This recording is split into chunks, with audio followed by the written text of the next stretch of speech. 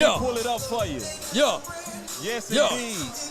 The Portal Way, baby. Yo, baby. You heard me? Yeah. We talking about a dude who's been in the trenches. Trenches. We talking about a dude who's been through all kind of wars. War. We got nobody but him. Yeah. Mr.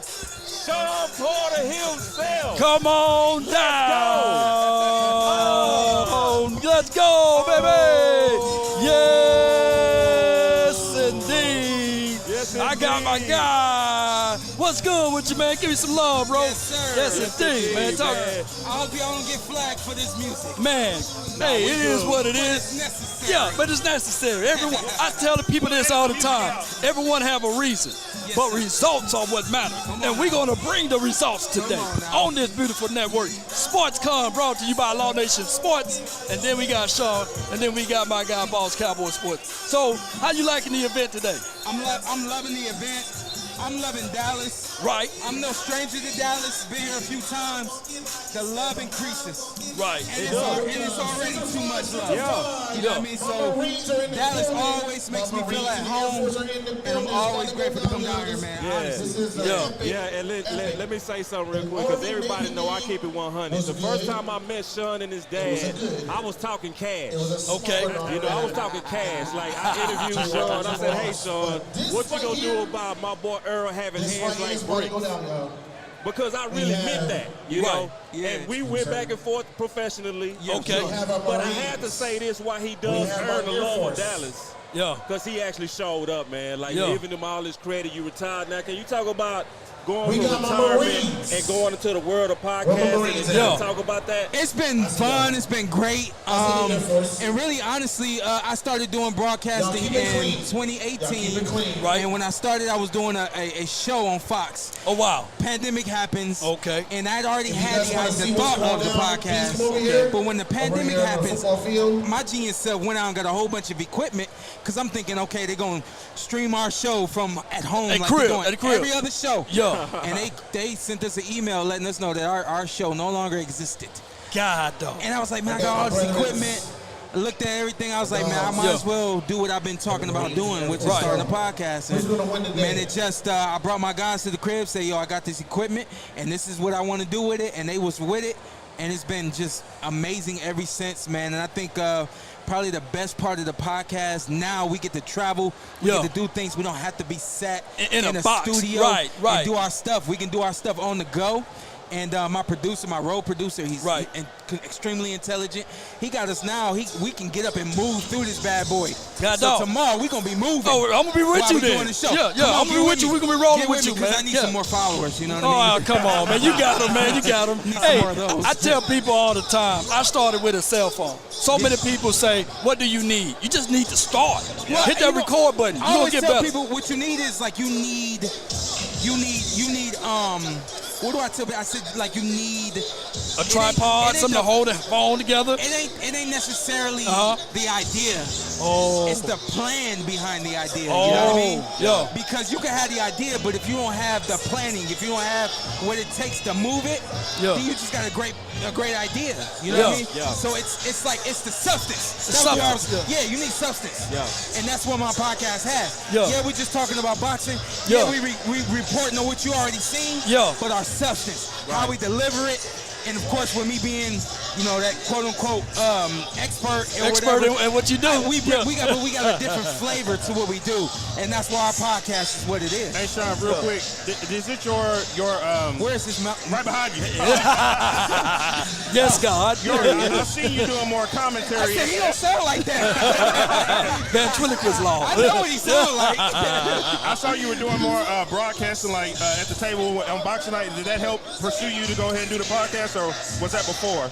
I actually I use both for both. Yeah. And so when I started doing the podcast, and I was doing more podcasting than I was doing broadcasting, I would recognize what I was saying and how I was saying it, and I would make mental notes. You can't say it like that when you go on national TV. Right, You can't right. say it like that on Fox. Right.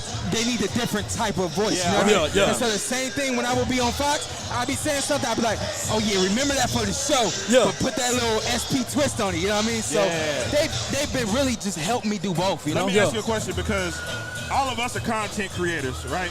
and you've been up there working for a company. What do you like better, being a content creator or working for said company? I like the podcast and I like the content because we can do it how we want to do it when we want to do it. There we go. Free. The networks are very structured. Hit this timing, and if your time is off, then we might have to scrap some of that, so on and so forth. Some of the sauce. I really like doing it how we doing it. We freestyling down here. We coming back to it. We taking breaks. It is what it is. And then our guys, our producers, just cut it up and make it fit for YouTube. Fit for YouTube. And for the podcast platforms. So much easier. But the difference with Fox and those other networks, I don't have to go looking for the other talent. You know what I mean? So I gotta wonder if I can get Terrence Carver. I gotta hound down Spence. You know what I mean? I gotta wonder if Jared Anderson gonna pick up his line. He's gonna pick up. So you gotta have to worry about none of that. Hey, check this out though. You have the privilege of fighting and fought two of the people that's up and coming. Yeah, man. Nobody in the world has that but you. But you. So we got to get your take on this fight that's coming up between them two boys. Got to. This the bottom line. And I do think that this will kind of get everybody going. Spence was the Spence that now. It's not the Spence that was when we fought. Okay, when you And coincidence, you think? Or and I truly think that I caught Spence right on time. You did. He had not seen anything like me in the ring. Had not been in the ring with a tough guy like me. Right. And I took him through a whole lot. You did. You did. And I learned in the moment. I was like, yo, he ain't who I thought he was. No disrespect. No disrespect. I'm a step ahead of this dude. I didn't expect that. You know what I mean? Like, I expected this to be. I was a step ahead. Let's keep it real. Keep it 100. The accident improved him, man. The accident improved him because it forced him to grow up. It forced him to mature. See, that's real. Forced him to analyze his life and the things that he was doing and the position that he put himself in. And he grew because of that. So he grew from being in the ring with me. You got the in-ring experience. You grew from that. And then you got an outside ring tragedy that you made it through. And it improved who he is. Spence is a better fighter now than he was when we fought. See, and let me tell y'all something. We a football podcast, but y'all got to recognize what y'all listen to. And then I noticed from talking to him last time, his first love was football. That was his first game that he played, and then he switched, man. But so what's your prediction of the fight? Like, how do you think this fight gonna go? I really think that it's gonna take 3 rounds for us to see how this fight could potentially. I'm about to say. It's gonna take us 3 rounds to see how this fight could potentially play itself out. 1 round of them seeing what it is, maybe even 2 rounds of them seeing what it is. So about 3. They gonna start putting, and I still think that one of them, if not both of them, have the ability to make a complete adjustment and change what they're doing. One, if not both of them, can do that. So I really don't have a prediction for this fight. I don't like making predictions. I'm on record for saying I don't like making predictions. The worst thing I could do is say Spence is gonna go out there. He gonna back him up. He gonna put that pressure on him like he always do. He gonna break him down. Spence has the ability to come out and back up in the first round and say, I'm not gonna press you. Not gonna press you. I'm gonna try to counterpunch you. I'm gonna try to change the energy and the dynamic of this fight for a couple of rounds. Well, let's do this. Let's do this then. Spence will win if he do what? I honestly think Spence will win if he pressures Crawford. And Crawford win if he do what? If he finds the timing and he punches between the punches that Spence is throwing. And the best part about this, and I'm kind of like telling the fight, and I don't really want to do that, but Crawford's the styles make fights. Styles make fights. Which we already know, but they both, like, what they do the best, it's like it presents a big problem for the other one. It was Dub say. He just gonna break him. I ain't mad at that. But guess what? Crawford's his best attribute is being able to pick up the timing of his fighters. And counterpunch them. Counterpunchers need you to be first. What does Spence do? Spence pressures. He does. Which means he's going to do what? Be first. Come on now. He's going to be first. I'm with you. I'm all the way with you. So while you're trying to break down Crawford, you can get caught. You can get caught. So did the measurements and the measurables all came out, what the body weight's going to be and all of that? What is it? I think they both are going to weigh in right at that 47. Crawford may weigh in a little less. Both of them might weigh in a little less. Fight night, I'm looking at a Spence that's 65-ish, and I'm looking at a Crawford that's 60-ish.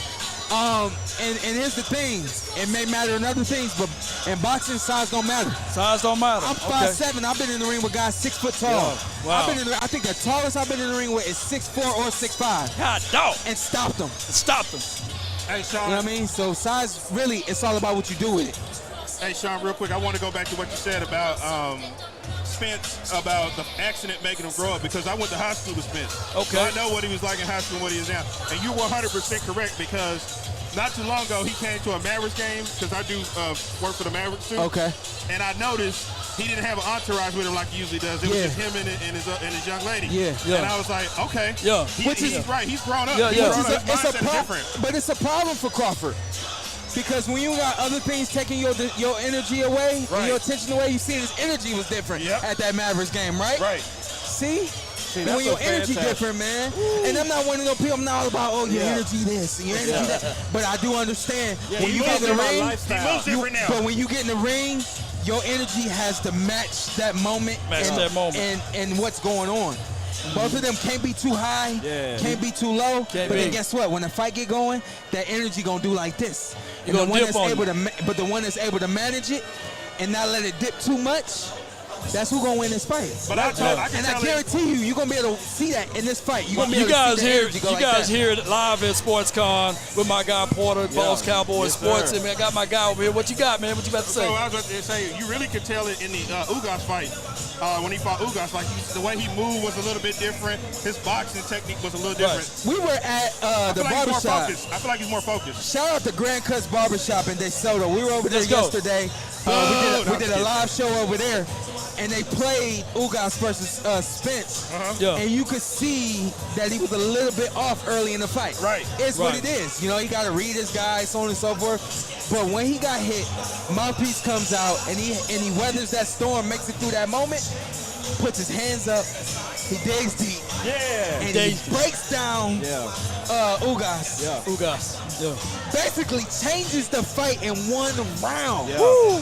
That shit is unreal. Was it more because at the beginning, kind of like, was he not taking him serious in the fight? No. It's none of that, man. Styles make fights. Styles do make it. Sometimes it takes a minute to find out what a guy gonna do. You got a Cuban fighter that the trajectory on his punches are just a little bit different. It ain't what you used to. Crawford or Spence is used to this, you know? Ugas stuff is just a little bit different. And so it took him some time. And along the way, he got caught with something. But guess what? He made it through it. And he showed that car accident ain't did nothing to him. Wow. Because I heard people that say stuff different. Now, one thing that I did notice about Spence, he does seem like he hit a switch. He's like a switch fighter to me. Like when he wasn't even performing as good versus Brook in England, right? But then when he was hitting it with them on unorthodox shots, he knew he had to take him to the deep, and he hit that switch. Kind of talk about that as a fighter and people that can hit switches like that. And I'll turn this into football. Let's go. You run that stretch play, and it goes for 10. Then you run another stretch play, and it goes for 8. What's happening? Momentum is coming on your side. Then you switch up play action pass, and a little dump off on the side. Now we driving down the field. When you see that drive, what happens? The other team got to do what? What they got to do? They call a timeout. Time on out so they can get their players off the field. No timeout in boxing. So what happens is Spence gets this momentum. It ain't necessarily about him building. It's about that momentum increasing, of course. I don't think he gets more energy and things like that, but I think as his momentum builds, that other guy breaks down. Physically, mentally, emotionally, and whole nine. Hey, already he's a better offensive coordinator than Kelly Moore. Stop it. I like him, man. All right, so hold on. Now let me get him right quick. Let me get him. What was his principles last year when they played? What was his concept? What was his principle? What was his strategy? Come on, no. How you like him? Wait a minute. Now I can talk. Because I was a Kelly Moore fan when he was in college. Right, didn't translate to the pros. Okay. But most times, the quarterbacks that don't translate into the NFL, they usually make good coaches. Yeah. Jason Garrett. Same thing with basketball too. Shout out to Jason Garrett. No front. Dak be doing his thing. Yeah. But it's still something. There's still a disconnect there. Hold on. Hold on. Correctly. You said Dak's gonna be a great coach when he's done. I don't think he's gonna want to coach, man. Listen, y'all gotta still value this. You ain't gotta agree with it. Right. What you're dealing with is a professional athlete. Professional, You're dealing with somebody that been in wars that none of us will ever be in. What is the thing you seeing that you want to see in Dak that you don't think you quite seeing? And Dak Prescott. He just be off. As it relates to what? And Break it out. I don't know. He a little bit like Spence in the sense that he's accurate. Okay. He's consistent. Okay. Unlike Spence, because Spence has 12 rounds and the game is different. Right. And he's breaking his guys down. But Dak, every now and then, he has the ability to be inconsistent. Okay. And sometimes it's like out of nowhere. It's like sporadic, you know? Okay. But just like Spence, mild demeanor. Right. Very calm and confident. Cool, calm, and collect. But nothing wow about Dak. Nothing really wow about Spence until it starts to happen. I see what you're saying. Like, wow. Bland. Yeah. Same thing with Dak. Every now and then I'm looking at SportsCon like, wow, what? He did what? Yeah. But then all of a sudden he has this big yellow light or this stoplight. And it's like he's ineffective at moments, you know? So how do you improve that? That level? That's when you go to the play calling.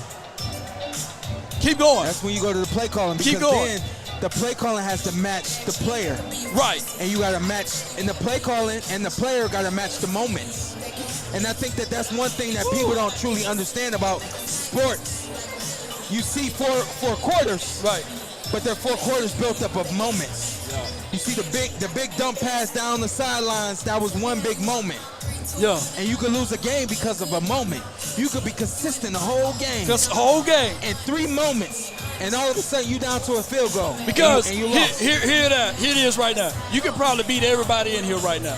I can. Don't say probably. Okay, so you can. So you can beat everybody in here right now. Yes. Based on Spence ain't in here. Right. You ain't gonna touch it. You ain't gonna touch him. So what I'm trying to say here, you said you can beat everybody in here according to your boxing mindset, right? Because of your experience, because of your levels of knowledge, because wisdom comes from experience. Yes, sir. So if I'm Kellen Moore and this is my first time ever in the ring, it's just gonna be by chance.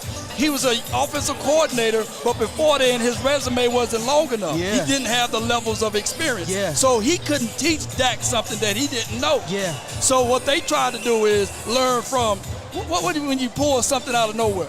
Oh, you pulling something out of nothing. Pulling something out of Houdini. Yeah. And there's no shade at Dak Prescott, nor no shade at doggone Kellen Moore. But the skill set and the knowledge come from up top. You got to have somebody to put things in right places, huh? There is knock on Kellen Moore because you have to coach your quarterback's strengths. And you have to run plays your quarterback's strengths. Hold on. And Kellen Moore did not call plays as Dak Prescott's strengths. If ESPN call you tomorrow, you ain't gonna turn them down. No, stop the cap. If they give you Pat McAfee money tomorrow, you gonna turn it down? You gonna turn down Pat McAfee money? What, they gonna release me in a year?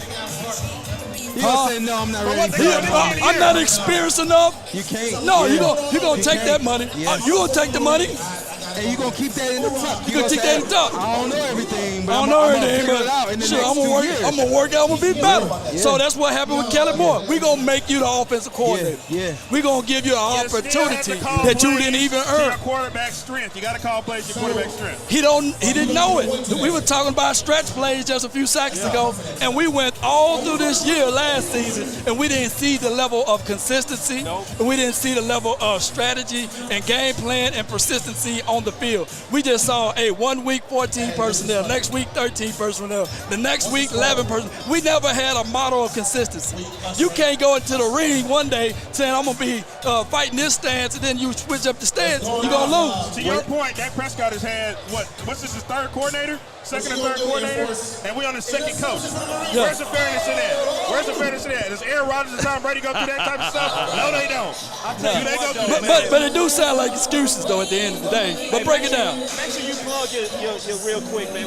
I can't say nothing else about Dak Prescott. I feel like I'm hating on him now. No, you're not hating on him. No, you calling a spade a spade. Yeah. You call a spade a spade. Yeah.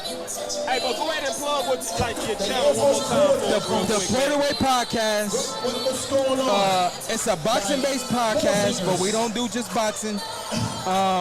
We've had comedians on. Right. We've had rappers, singers on. We got a good 2.5 weeks. 2 weeks before this big fight. Right. I'm looking to pop off some more big things with my podcast. But man, we just taking it to another level. No doubt. Trying to show people out there that boxers can do more than box. Right. And I'm trying to lead the way. And lead be the way. An example. I was an example in the ring, and now I'm trying to be an example outside the ring. Man, that's good, man. Sean, you gotta come back for the final word. Cause see, what we do on the final word is we combine the top Dallas Cowboy YouTubers in the world. Right. The #1 guy in the world right now is to your left. Law Nation, 100,000 subs earned all independent. But we put a lot around that as well to expand reach. So if you got the time, we would love to talk one more time, but bigger. I might be on the other side. Come get me. Okay. I got you. Hey, real quick, let's ask him the question. Who's the greatest athlete of all time?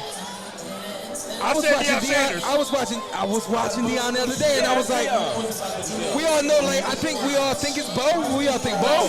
No? It's Deion. Can't forget about Carl Lewis. No. It ain't Carl? Carl? You could put Carl in there because of the high jump. And because it depends on how you define athlete.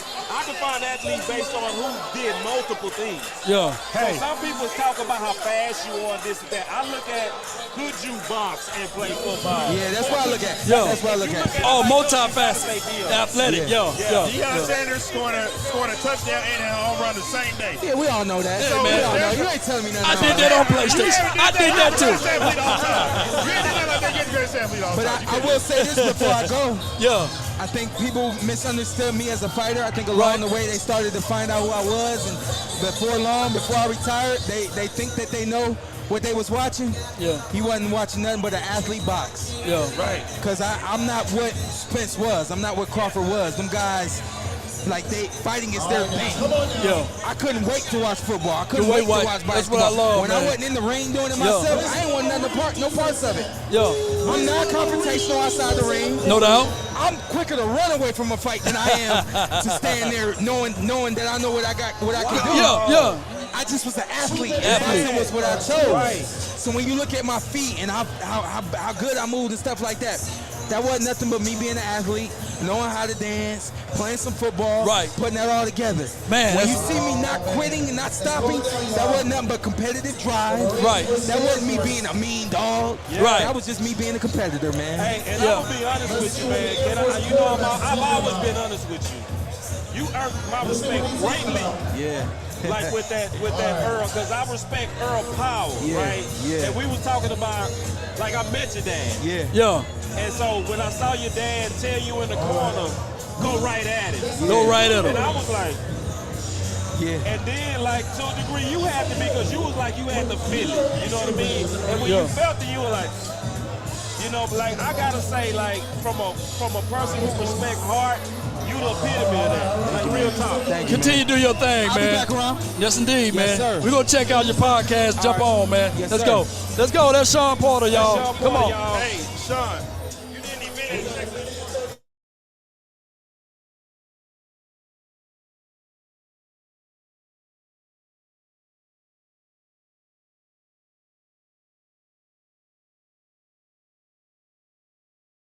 We'll be right back, man. So y'all be sure to hit that notification bell. All right, cool.